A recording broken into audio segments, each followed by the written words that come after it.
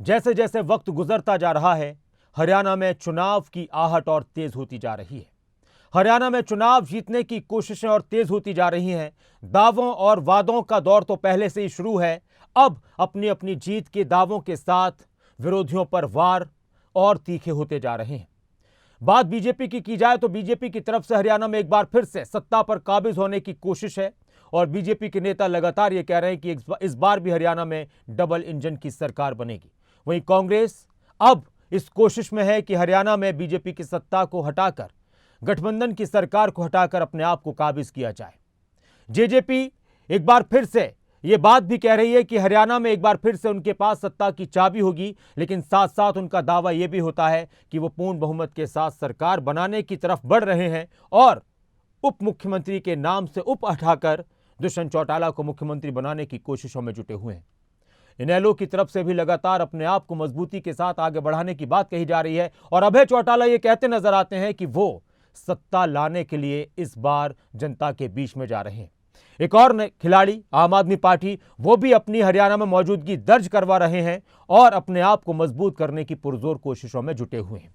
3 दिसंबर जब 5 राज्यों के चुनाव का रिजल्ट आएगा, उसके साथ जहां जहां पर अगले साल चुनाव होने राज्यों में, वहां वहां पर और ज्यादा तेजी के साथ चुनाव का शोर सुनाई देगा। इसके बाद नजर आना शुरू हो जाएगा। हरियाणा के लिहाज से 2024 और ज्यादा अहम है क्योंकि हरियाणा के अंदर विधानसभा का चुनाव भी 2024 में ही होना है।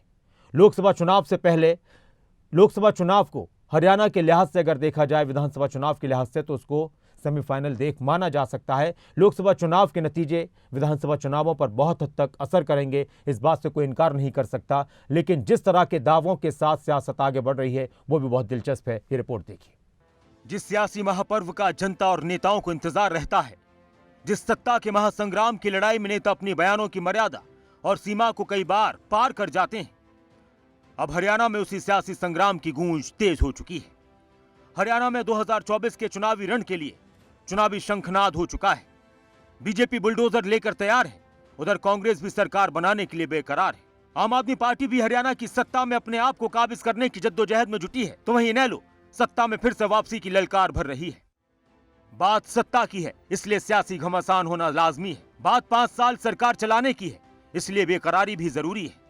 हरियाणा में बीजेपी ने नए प्रदेश अध्यक्ष को कमान सौंपकर अपने चुनावी जंग में उतरने का ऐलान कर दिया है, तो उधर कांग्रेस के नेताओं ने भी लोगों के बीच पहुंचकर जनसभाएं करनी शुरू कर दी हैं। कांग्रेस की तरफ से बीजेपी सरकार के कामकाज पर सवाल उठाए जा रहे हैं और बीजेपी सरकार की उपलब्धियां गिनाकर प्रदेश में हुए विकास का डाटा जनता को बताया जा रहा है।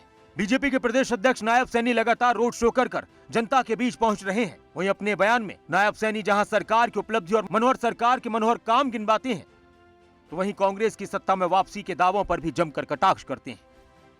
देखिए, क्योंकि कोई भी दल है वो दल अपनी बात रखता है, परंतु भारतीय जनता पार्टी ने काम किए हैं।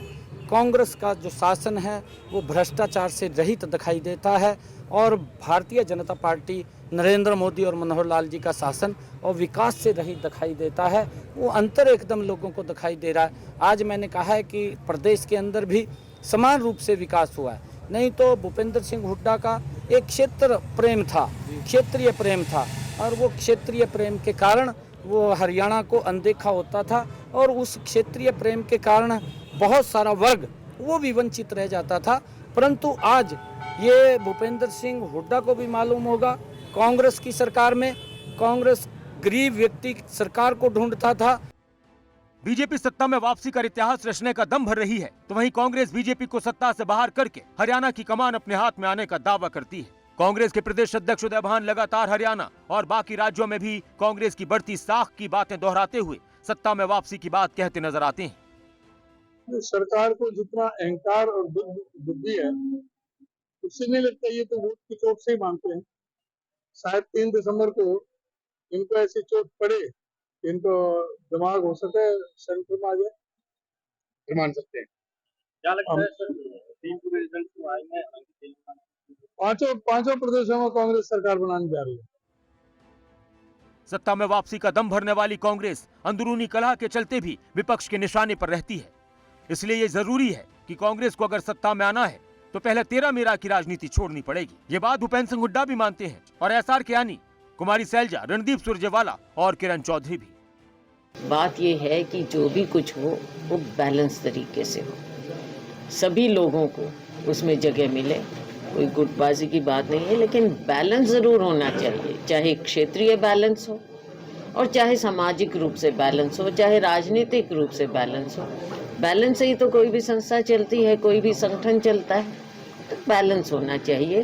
और कांग्रेस के जो वर्कर, सच्चे वर्कर जो काम कर रहे हैं ज़मीन पर, तेरा मेरा छोड़कर जो ज़मीन पर सिंसियरली सच्चे मन से काम कर रहे हैं, उनको जगह मिलना चाहिए। बात तो पार्टी की है, हमको किसी से कोई वो नहीं है कि भाई कोई क्या कर रहा है, क्यों कर रहा है। हमारा अपना मकसद है कि राहुल जी का, खड़गे जी का संदेश हमने लोगों तक लेकर जाना है और वो हम काम करेंगे। कांग्रेस पार्टी को मजबूत करेंगे। इसमें ये ज़रूरी है, जैसा मैंने कहा, ये तेरा मेरा की राजनीति छोड़नी पड़ेगी। कांग्रेसियों की अगर कुछ बात है उसको उठाना पड़ेगा। कांग्रेस नेताओं की आपसी तूतू में अक्सर विरोधियों के लिए मुद्दा बन जाती है और यही कारण है कि बीजेपी लगातार कांग्रेस के संगठन और उनकी एकता पर सवाल उठाती है। बात सिर्फ कांग्रेस और बीजेपी की ही नहीं, बात जेजेपी और इनेलो की भी है। जेजेपी सरकार में है, इसलिए विपक्ष के निशाने पर रहती है, लेकिन इनेलो की तरफ से अपना जनाधार मजबूत करने के लिए लगातार कोशिश की जा रही है। इनेलो नेता सरकार को निशाने पर ले रहे हैं। अभय चौटाला सरकार को कई मुद्दों पर घेरते हैं और एक बार फिर से विधानसभा के सत्र में सरकार को घेरने के लिए तैयार हैं। मैंने हर विधानसभा के सत्र के अंदर आम जनता के मुद्दे उठाए। प्रदेश में एक सेशन और दूसरे सेशन के बीच में सरकार की क्या कमियां, खामियां, बेकायदगियां, कोई गलत फैसले, उनके बारे में कॉलिंग देता हूं। मैं कोई भी चीज बिना रिकॉर्ड के या बिना तथ्य के कभी उस पर चर्चा नहीं करता, कभी बात नहीं करता। मैं औरों की तरह मजाक नहीं बनता, इसीलिए सरकार मेरे से भागती है। अब की बार भी अनेक ऐसे मुद्दे हैं, जहरीली शराब वाला बहुत बड़ा मुद्दा है, उसके साथ साथ यौन शोषण के जो है खास करके। आम आदमी पार्टी की तरफ से भी हरियाणा में जीत के दावे बेहिसाब हो रहे हैं, लेकिन सवाल यह है कि आखिर हरियाणा के लिहाज से नई नवेली आम आदमी पार्टी क्या हरियाणा की सियासत में अपने आप को मजबूती से पेश कर पाएगी। वहीं जेजेपी के लिए भी इस बार मुकाबला काफी चुनौतीपूर्ण है, क्योंकि जेजेपी पिछली बार सरकार की नाकामियां गिनवा कर सत्ता में आई थी, लेकिन इस बार वो खुद सत्ता में है और विपक्ष के निशाने पर भी। ऐसे में देखना होगा कि बातें किसकी जनता के दिल तक पहुंचती हैं और सत्ता के संग्राम में जो महासंग्राम बनता जाएगा, कौन कितनी मजबूती से आगे बढ़ता है। न्यूज़ डेस्क, खबरें अभी तक।